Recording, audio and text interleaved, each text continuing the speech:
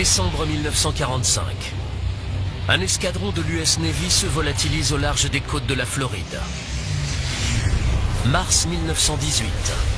Un gigantesque cargo en route vers Baltimore disparaît sans laisser de traces.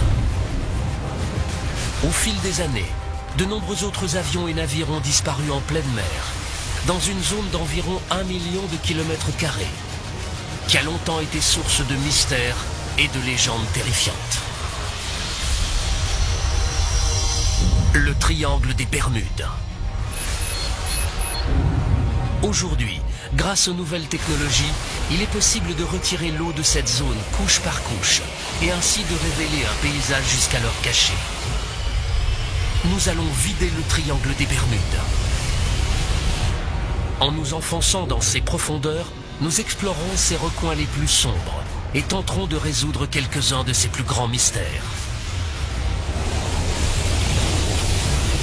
Que trouverons-nous au fond du triangle des Bermudes une fois qu'il sera complètement vidé de ses eaux?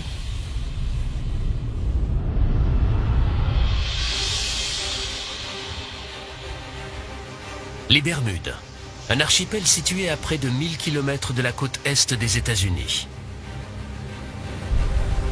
Pendant des siècles, elles ont servi de mouillage aux navires de l'Atlantique, mais les eaux de l'archipel constituent une menace mortelle. Les Bermudes sont très attractives, mais également très dangereuses pour les marins qui n'ont jamais navigué dans ces eaux. Le seul nom de Bermudes suffisait à faire naître la peur dans le cœur des marins. L'archipel finit par être surnommé l'île des démons. Le paradoxe de cet archipel paradisiaque, c'est que pendant ces 2-3 premiers siècles, c'était littéralement un cimetière de bateaux. En tant que gardien des épaves historiques des Bermudes, Philippe Rouja est chargé de suivre et de surveiller les navires qui reposent au fond de la mer.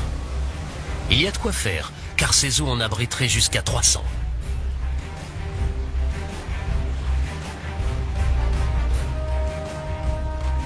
Comment tant de navires ont-ils pu avoir un accident dans ces eaux cristallines si près des côtes? Aujourd'hui, Philippe va explorer plusieurs épaves susceptibles de lever le voile sur ce mystère.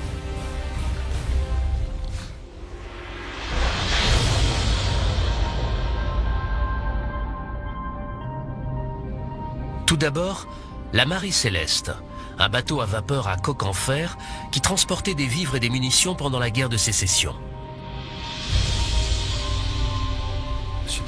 Le navire a quitté les Bermudes, il est descendu jusqu'à la côte sud et il a coulé juste là.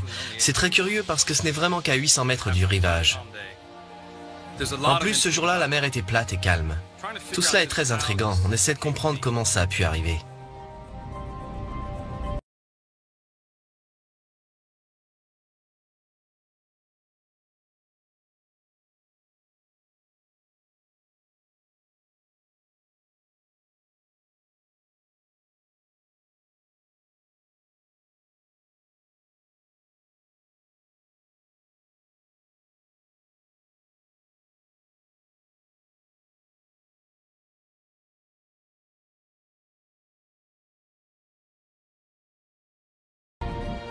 En fait, d'après les registres de Philippe, les Bermudes sont complètement encerclées par les épaves. Il y a forcément quelque chose dans ces eaux qui menace les navires. Mais quoi?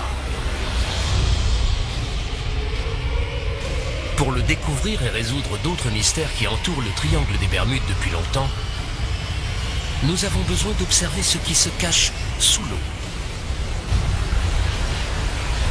Nous devons vider la zone couche par couche, jusqu'à révéler un paysage extraordinaire, encore jamais vu.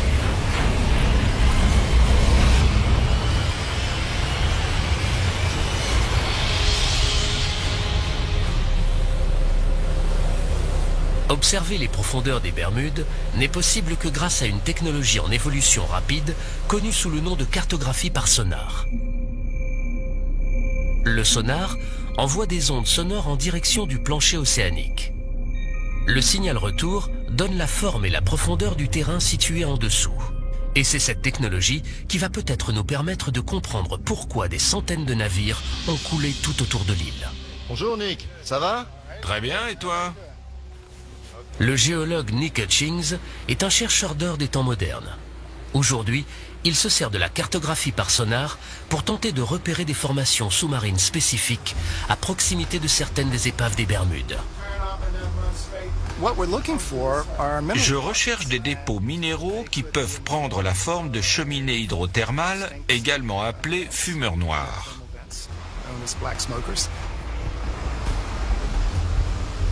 Nick croit que les cheminées aujourd'hui éteintes pourraient contenir des minéraux et des métaux rares. Je m'attends à y trouver de l'or et du cuivre. Et dans les croûtes, du platine, du cobalt, du nickel et surtout des terres rares, qui sont des métaux très importants car indispensables à la technologie moderne. Pour trouver les précieux métaux, Nick se sert d'un sondeur multifaisceau. Les données révèlent un extraordinaire paysage sous-marin autour des Bermudes, notamment ce qui semble être la crête d'une montagne. On a une sorte de grand plateau, surplombé par ce qu'on appelle la crête. Elle forme une pente d'environ 60 degrés et descend jusqu'à 640 mètres de profondeur. C'est un aperçu fascinant du plancher océanique. Mais comment se fait-il qu'on trouve la crête d'une montagne sous-marine au large des côtes des Bermudes? Pour bien comprendre, nous avons besoin de prendre un peu de recul. Grâce aux dernières données sonars récoltées tout autour des Bermudes, il nous est maintenant possible de virtuellement vider toute cette zone. Sans eau, le minuscule archipel semble perché au sommet d'une spectaculaire montagne. Un mont sous-marin de près de 4 km de haut, perdu au milieu de l'océan Atlantique. Comment est-il arrivé là? Si l'île est là aujourd'hui, c'est parce qu'une très importante éruption volcanique a eu lieu dans cette zone, qui est relativement isolée de la plaque océanique et qui s'étire depuis la première phase de développement de l'océan Atlantique. En plusieurs millions d'années, le volcan est devenu de plus en plus grand, jusqu'à dépasser de la surface de l'eau. Le volcan est entré en éruption, formant une gigantesque île volcanique qui s'élèverait près d'1 kilomètre au-dessus du niveau actuel de la mer. Le volcan s'est éteint il y a 30 millions d'années. Après ça, balayé par les vents et la pluie, la montagne s'est affaissée jusqu'à devenir un plateau. Puis, à la fin de la période glaciaire, les Bermudes ont été presque entièrement recouvertes par la montée des eaux, à l'exception d'un petit archipel.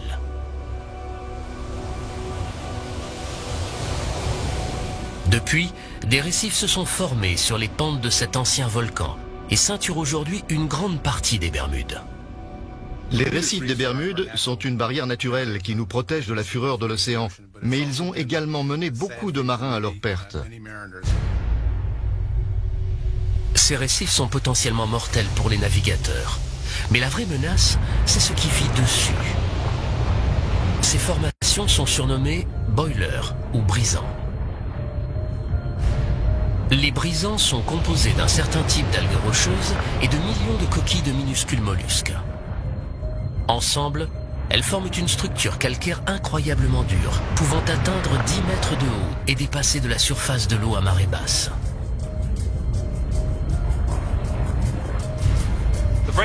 Les brisants sont plus durs que les récifs qui les entourent. C'est pour ça qu'ils ont survécu et que leur processus de formation a perduré. En cas d'impact, ils risquent de sérieusement endommager la coque d'un bateau, qu'elle soit en bois ou en métal. Les brisants ont parfois des pointes acérées capables de déchirer la coque d'un bateau comme un ouvre-boîte et de le faire couler en quelques minutes. Et c'est quand la mer est calme qu'ils peuvent être les plus dangereux. L'ironie du sort, c'est que les brisants sont plus visibles lorsqu'il y a des vagues et de la houle. Donc en fait, c'est quand la mer est plate et calme qu'ils sont le plus dangereux parce qu'on ne les voit pas du tout. Les brisants sont responsables du naufrage de nombreuses épaves des Bermudes, dont celle de la Marie Céleste. Cette menace cachée entoure l'archipel, héritage mortel de son passé volcanique. Vider le triangle des Bermudes a permis d'expliquer la présence de centaines d'épaves. Mais il ne s'agit là que d'une toute petite zone, dans un immense triangle, délimité par l'archipel des Bermudes, la côte nord de Porto Rico au sud et la Floride à l'ouest. L'un des plus célèbres mythes du triangle des Bermudes remonte à la Seconde Guerre mondiale. Le vol 19, ou la patrouille perdue. Une équipe de plongeurs s'apprête à partir à la recherche d'un avion ayant participé au curieux événement de cette fameuse journée. En vidant encore un peu plus le triangle des Bermudes, trouverons-nous des indices permettant d'élucider cette énigme? Le 5 décembre 1945, 5 torpilleurs TBF Avenger de l'US Navy quittent la base aéronavale de Fort Lauderdale en Floride. Cette opération a pour nom de code Vol 19. C'est un vol d'entraînement de routine le long de la côte atlantique. Aux commandes, le lieutenant Charles Taylor, pilote chevronné. Il a dirigé des dizaines de missions d'entraînement, mais ne connaît pas cette partie de la côte.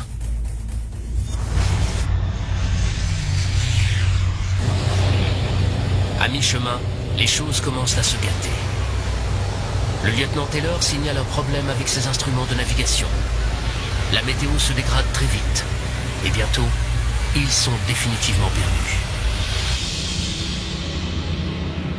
Un Martin PBM-5 Mariner part en mission de sauvetage pour tenter de localiser la patrouille et guider les pilotes jusqu'à la base. Le Mariner envoie un message de routine avant de disparaître à son tour. Ni les torpilleurs du vol 19, ni l'appareil parti à leur recherche n'ont jamais été retrouvés. Toutes sortes de théories aussi étranges qu'incroyables ont été avancées pour expliquer la disparition de ces appareils. Enlèvement par des extraterrestres, présence d'un champ électromagnétique. L'hypothèse la plus vraisemblable, c'est que les pilotes se sont tout simplement perdus et à court de carburant ont été forcés d'amérir quelque part dans l'océan. Pour le Mariner et les torpilleurs du vol 19, les ennuis ont commencé quelque part au large des Bahamas. Et aujourd'hui, pour la première fois, il est possible de vider cette zone jusqu'au plancher océanique sur près de 5 km de profondeur. Ce processus révèle une vaste zone sous-marine sans relief, connue sous le nom de plaine abyssale. Un gigantesque désert. On comprend aisément pourquoi les avions n'ont jamais été retrouvés. Mais aujourd'hui, 70 ans plus tard, nous allons peut-être enfin réussir à localiser le Martin Mariner, parti au secours des torpilleurs du vol 19. Mike Barnett est un plongeur technique spécialisé dans la recherche d'avions perdus. Après des années passées à enquêter sur l'incident du vol 19, il pense avoir enfin réussi à déterminer où le Mariner s'est écrasé. J'ai essayé de recréer le parcours de l'avion dans mon esprit, jusqu'à l'endroit où il a pu s'écraser. Il a décollé de la base aéronavale de Banana River. Il est parti en direction du nord jusqu'au Cap Canaveral.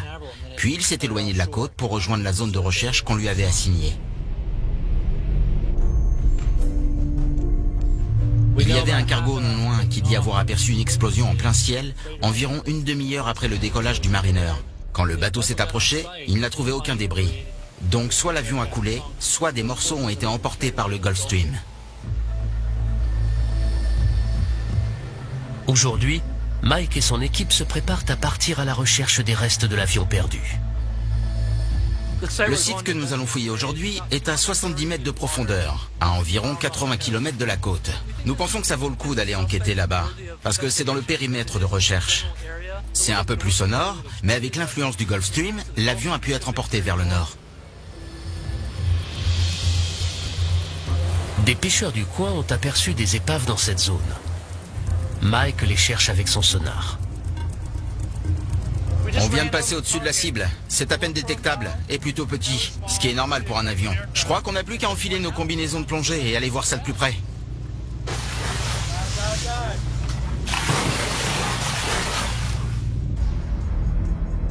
La cible est à plus de 65 mètres de profondeur. Mike pense que c'est peut-être un avion, mais il ne peut pas encore dire s'il s'agit ou non du Mariner. À cette profondeur, la visibilité est très limitée et un fort courant rend les recherches très difficiles. On sait qu'on est proche, les épaves attirent les poissons et il y en a beaucoup ici, alors on sait qu'on n'est pas loin. Soudain, les plongeurs aperçoivent quelque chose dans la pénombre. C'est le train avant de l'appareil. Et juste à 2 pas, ils découvrent le fuselage rouillé d'un gros avion. Ce site est très intéressant, car il contient beaucoup de structures intactes. Avec le temps, il ne reste des avions que des morceaux éparpillés sur les fonds marins. Alors c'est assez spectaculaire. Pourrait-il s'agir de l'épave du Mariner?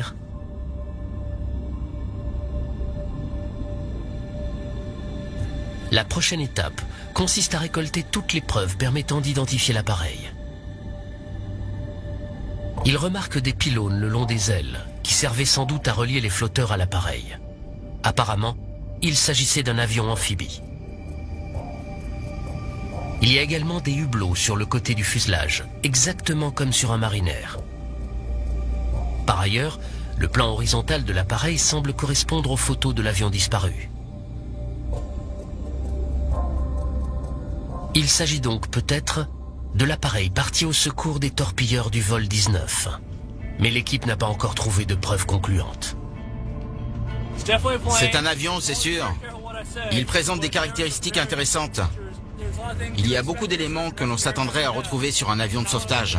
Je vais rentrer et observer les photos et les vidéos. Je suis très excité. Tout cela mérite une enquête plus approfondie.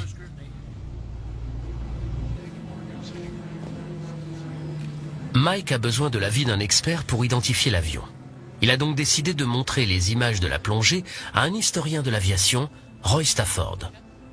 En tant qu'ancien pilote de l'US Navy, Roy est un spécialiste des avions militaires américains. C'est le tout début de la plongée.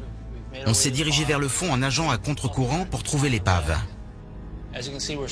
Regardez, on commence à apercevoir des débris. À la base, on espérait tomber sur le PBM-5 Mariner, mais en fouillant la zone, on a trouvé des éléments qui ne correspondent pas vraiment. Alors la question c'est, de quel genre d'avion s'agit-il?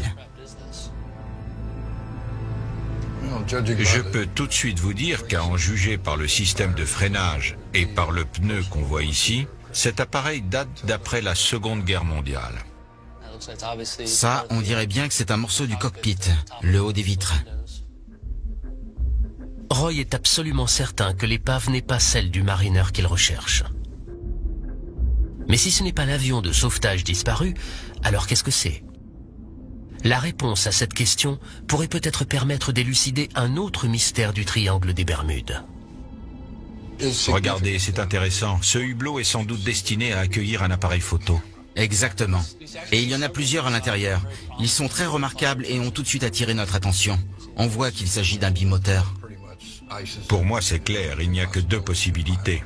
Avec ces 2 pylônes de chaque côté, il s'agit soit d'un RB-66, soit d'un A3 de la Navy. Roy ne met pas longtemps à identifier formellement l'avion. C'est forcément un A3 Skywarrior. Quand on regarde tous les indices, le fuselage, les pylônes sous les ailes, l'angle de flèche sur le plan horizontal, le fait que le train d'atterrissage soit rentré dans le fuselage, ça ne fait aucun doute. Il s'agit d'un A3 Skywarrior. À l'époque, le A3 Skywarrior était le plus gros avion embarqué de la marine de guerre américaine. Et des dossiers de la Navy indiquent qu'en 1960, l'un d'entre eux s'est écrasé en essayant d'atterrir sur un porte-avions situé dans cette zone. Il est fort probable qu'il s'agisse de celui que Mike et son équipe ont découvert. Mais le Mariner parti à la recherche des torpilleurs du vol 19 est toujours introuvable. On va poursuivre les recherches. Cet avion est forcément quelque part. Reste juste à trouver où. Si nous vidions l'immense plaine abyssale qui entoure les Bahamas, nous réussirions certainement à localiser la patrouille perdue.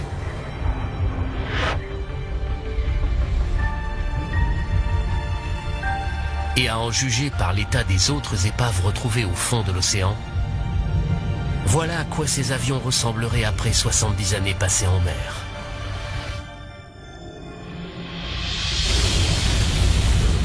En vidant encore davantage le triangle des Bermudes et en nous enfonçant dans ses profondeurs, nous rencontrons un autre phénomène étrange. Dans les Bahamas, il existe de vieilles légendes à propos de monstres marins qui vivaient cachés dans de profondes grottes sous-marines. Des bêtes qui dévoreraient les hommes et les navires. Mais aujourd'hui, la science nous permet de découvrir l'incroyable vérité qui se cache derrière ces mythes.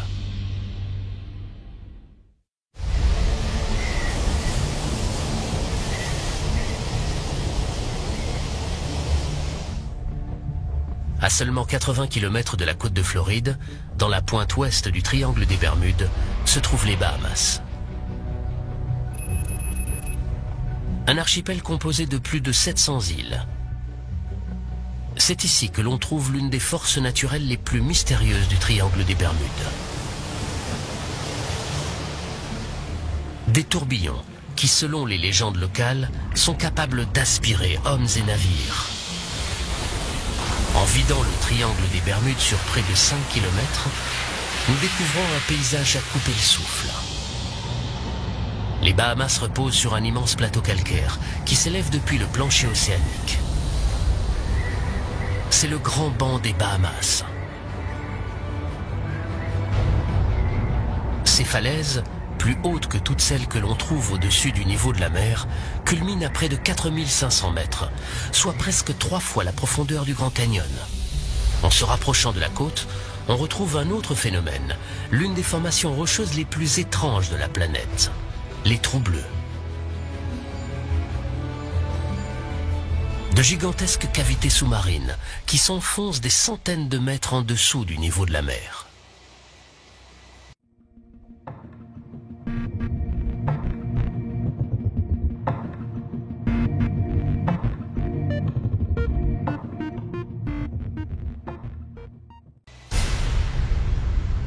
Le trou bleu de Dean est le plus grand et le plus profond d'entre eux. Tom Iliffe est l'un des plus grands experts en trous bleus de la planète et il est bien conscient des dangers qu'ils représentent. Les trous bleus ont des pentes sableuses très raides. Il est déjà arrivé que des gens un peu imprudents s'approchent trop près du bord et tombent à l'intérieur. Au fil des années, plusieurs personnes ont trouvé la mort dans le trou bleu de Dean. En général, les locaux préfèrent rester à distance, car d'effrayantes légendes surnaturelles entourent ces lieux. Dans les Bahamas, les trous bleus font l'objet de beaucoup d'histoires et de légendes populaires. L'une d'entre elles raconte qu'un monstre du nom de Lusca vivrait au fond du trou bleu et que c'est lui qui, en respirant, ferait entrer et sortir l'eau de la cavité. On raconte aussi qu'en inspirant, Lusca aurait aspiré des navires qui se seraient trop approchés de la cavité. Aussi incroyable que cela puisse paraître, Tom a observé des tourbillons dans le trou bleu de Dean comme ceux dont parlent les légendes. À marée montante, j'ai déjà aperçu jusqu'à 3 vortex ou tourbillons aspirer l'eau en même temps au fond de cette cavité. Tom tient à trouver une explication rationnelle à cet étrange phénomène. La marée joue un rôle important. Mais se pourrait-il qu'il y ait d'autres forces à l'œuvre dans les profondeurs de ce trou bleu largement inexploré? Pour le savoir, un seul moyen, plonger. Tom a beau explorer les trous bleus des Bahamas depuis plus de 20 ans, il est toujours aussi émerveillé qu'au premier jour. Ce sont des portails vers un autre monde. Quand on plonge là-dedans, on se retrouve dans un endroit qui ne ressemble à aucun autre sur la planète. Les trous bleus sont des formations naturelles atypiques que les géologues pensent aujourd'hui comprendre. Pendant la dernière période glaciaire, le niveau de la mer était plus bas et tout ce calcaire dépassait de la surface de l'eau. Des pluies acides se sont infiltrées dans la roche, érodant le calcaire et y creusant de larges cavités.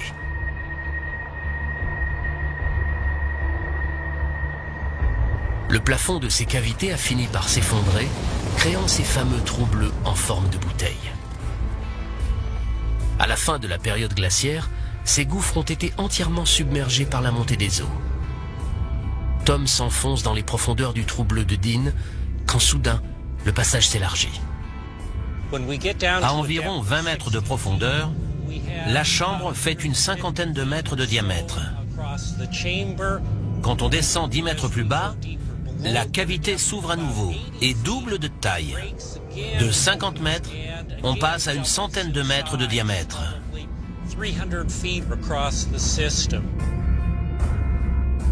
Soudain, à 35 mètres de profondeur, Tom aperçoit ce qui semble être des tunnels latéraux partant de l'entonnoir principal. Ils sont petits, mais exercent une puissante force de succion. Dans ces tunnels, il y a de puissants courants de marée qui essaient de nous aspirer. Nous ne sommes pas allés très loin, et pourtant, au retour, il a fallu tirer de toutes nos forces sur la corde pour sortir. À 45 mètres de profondeur, Tom atteint sa limite. Il n'est jamais descendu plus bas. Seule une poignée de plongeurs spécialisés a osé s'aventurer plus loin. L'un d'entre eux est même descendu 200 mètres en dessous du niveau de la mer. Mais les profondeurs du trou bleu restent largement inexplorées. Nous savons qu'en vidant le trou bleu de Dean, nous révélerions non seulement la cavité en forme de bouteille, mais également un réseau de tunnels et de fissures qui s'enfoncent dans les profondeurs. Ce sont les flux d'eau qui entrent et sortent de ces tunnels qui génèrent les tourbillons, et non pas un monstre marin mythique. Sans eau, le trou bleu de Dean est une structure géologique certes terrifiante, mais entièrement naturelle.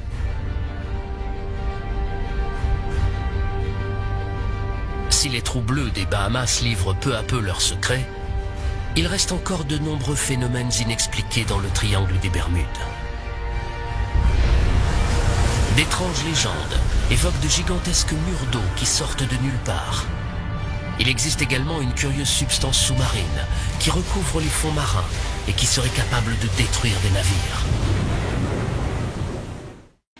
Mars 1918.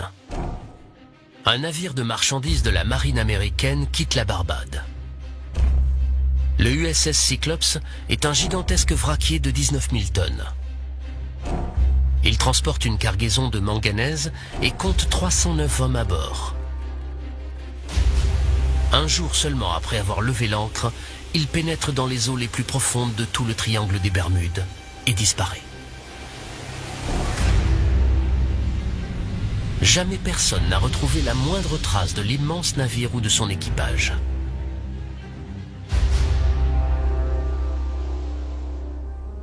Pour Marvin Barash, cette histoire est une tragédie personnelle. Mon grand-oncle, Lawrence Merkel, était pompier à bord du navire. Il avait tout juste 20 ans et faisait partie des 309 membres d'équipage. En général, quand les bateaux disparaissent, on retrouve toujours quelque chose. Le bout d'un canot de sauvetage, un peu de la cargaison, un morceau d'épave. Mais là, rien. Le fait qu'aucun morceau d'épave n'ait jamais été retrouvé a alimenté les théories les plus folles. On s'est mis à raconter toutes sortes d'histoires étranges.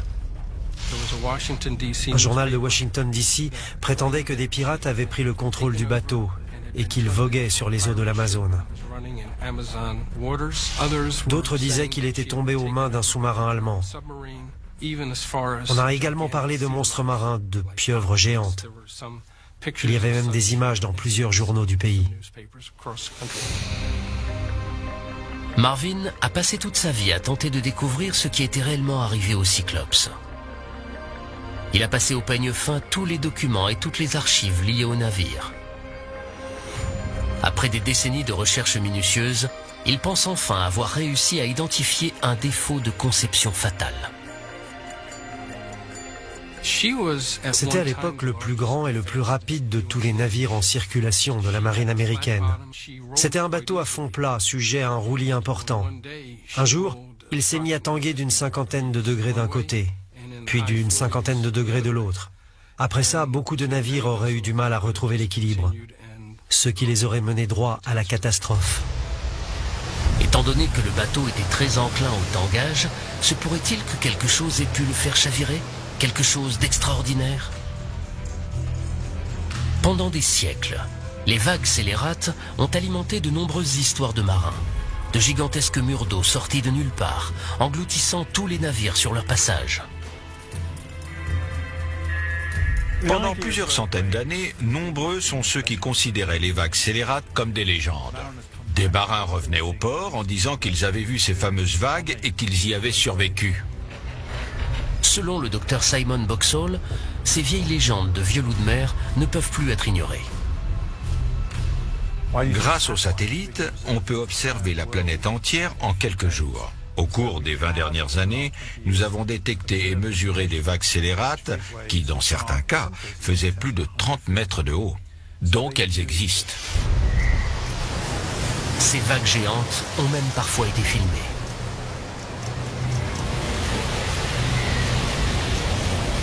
En hiver 2012, celle-ci s'est abattue sur un bateau de sauvetage en mer du Nord.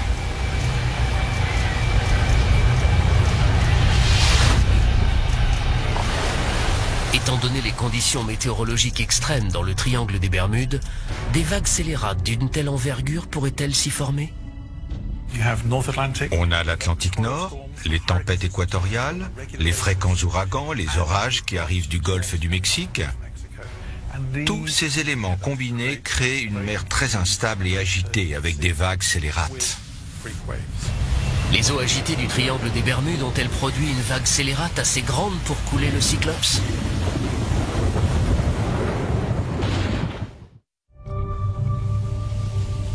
Le triangle des Bermudes a longtemps été considéré comme un endroit mystérieux.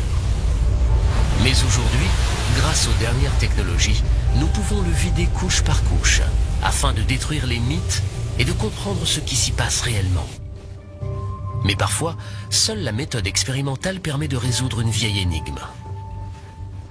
L'université de Plymouth, au sud de l'Angleterre, est le bassin à houle du laboratoire Coast, le plus avancé de tout le Royaume-Uni. Il peut reproduire une grande variété de conditions océaniques que l'on trouve dans le triangle des Bermudes. Ici, les scientifiques prennent la notion de vague scélérate très au sérieux. Essayons de reproduire une vague de 16 mètres. Aujourd'hui, les océanographes font une expérience pour déterminer si une vague scélérate aurait pu couler un bateau aussi grand que le Cyclops disparu.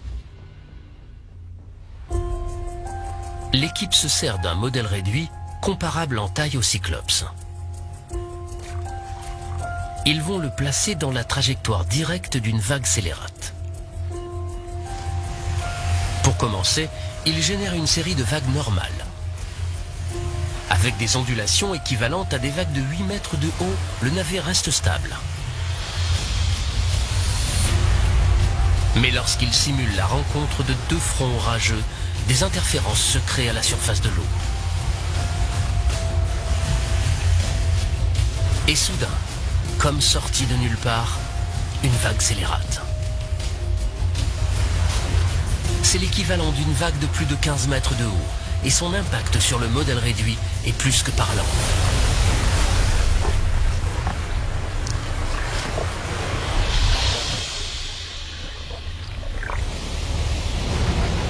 Cela prouve bien qu'en théorie, une vague scélérate aurait très bien pu couler le Cyclops.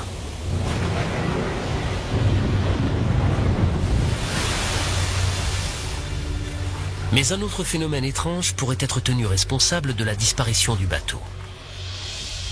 Pour l'observer, nous devons vider encore un peu plus le triangle des Bermudes.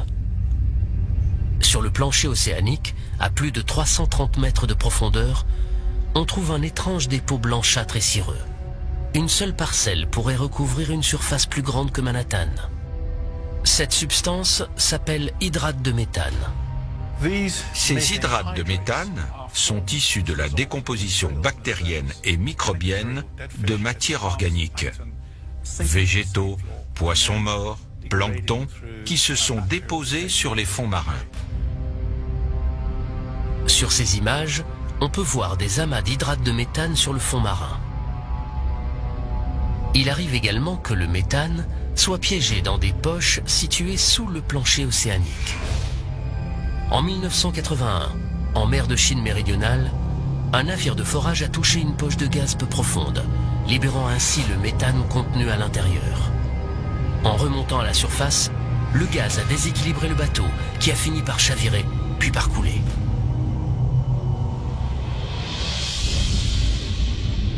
N'importe quelle perturbation importante du plancher océanique, comme un séisme ou un glissement de terrain, risque de déloger un gros bloc d'hydrate de méthane, qui en remontant vers la surface, se transforme en gaz.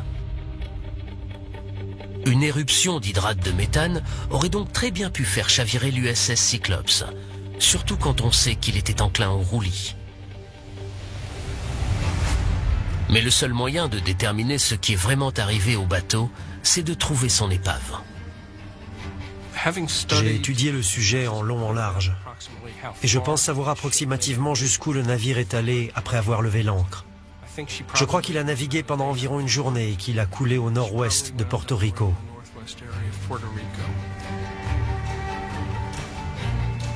Marvin espère que l'on arrivera un jour à localiser l'épave. Trouver la dernière demeure du Cyclope, de mon grand-oncle et de tous ceux qui ont servi à ses côtés représenterait énormément pour moi. Mais si les calculs de Marvin sont exacts, le navire ne sera pas facile à retrouver. En vidant la zone, on découvre une fosse qui s'enfonce jusqu'à 8 km en dessous du niveau de la mer. La fosse de Porto Rico. C'est le point le plus profond du triangle des Bermudes, et même de tout l'océan Atlantique.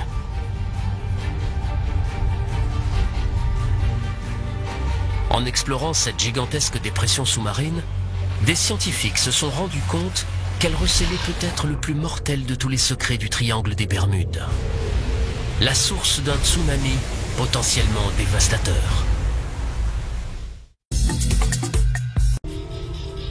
Le plus terrible secret du triangle des Bermudes réside peut-être dans sa partie la plus profonde, la fosse de Porto Rico. Aussi, les scientifiques se pressent pour explorer ces régions sous-marines pratiquement inaccessibles. Ici, dans les laboratoires de la télédétection de la National Geographic Society, on a mis au point une toute nouvelle technologie pour filmer le fond de l'océan. Son nom, la Dropcam. Parfait, on peut y aller. Après des années de développement, l'ingénieur en chef Eric Berkenpass a enfin décidé de tester sa caméra dans l'océan, au large du Chili. L'appareil est non motorisé. C'est un poids qu'il entraîne au fond de l'eau. On était très anxieux quand on a jeté la Dropcam dans l'océan. Quand l'équipe a lâché la caméra au-dessus de la fosse de Porto Rico, il a fallu 1h30 à l'appareil pour parcourir les 8 km qui le séparaient du fond. Il est programmé pour passer quelques heures sur le plancher océanique, refaire surface et transmettre sa position. Quand on a enfin entendu les signaux haute fréquence sur l'émetteur radio et qu'on a vu la position satellite, on a été incroyablement soulagés. Voici les premières images du fond de la fosse de Porto Rico, à 8 km de profondeur. Ce projet de télédétection des fonds marins nous donne un aperçu de l'une des grandes régions inexplorées de la planète. Mais il ne s'agit là que d'une série de plans ne couvrant qu'une zone de quelques mètres carrés à la fois. Si l'on veut vider entièrement la fosse de Porto Rico, il nous faut plus de données. Yuri ten Brink, scientifique à l'Institut d'études géologiques des États-Unis, tente d'établir une carte complète de la fosse. Et selon lui, il n'y a pas une minute à perdre. On a commencé à faire des recherches dans cette fosse parce que géographiquement, elle ressemble beaucoup à celle de Java, où a eu lieu le séisme qui a provoqué le tsunami géant de 2004. Et c'est très inquiétant parce que si un tremblement de terre de magnitude 9 se produisait dans la fosse de Porto Rico, ça risquerait de déclencher un tsunami qui pourrait atteindre la côte est des États-Unis, voire peut-être même l'Europe. L'équipe de Yuri se sert de véhicules sous-marins téléguidés pour examiner la fosse et déterminer le niveau d'alerte.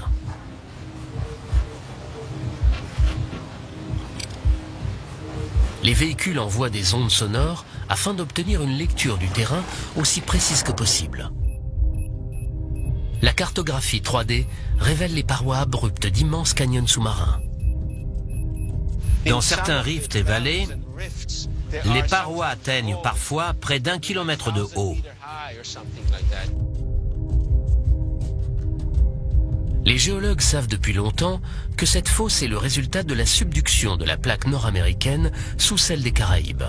Mais ce que les nouvelles données suggèrent, c'est que ce terrain pourrait être propice aux avalanches sous-marines.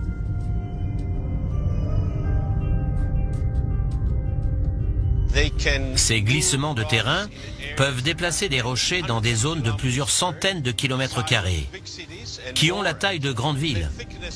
Ces blocs de pierre font au moins 200 mètres d'épaisseur et peuvent atteindre 10 voire 20 kilomètres de long. Un glissement sous-marin de cette envergure pourrait provoquer un tsunami qui risquerait de menacer la côte est des États-Unis, comme le craignait Yuri.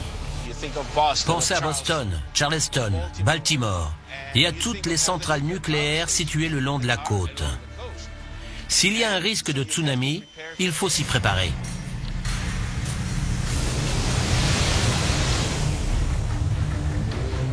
Depuis le désastre de Fukushima en 2011, on connaît les terribles conséquences d'une centrale nucléaire mal protégée.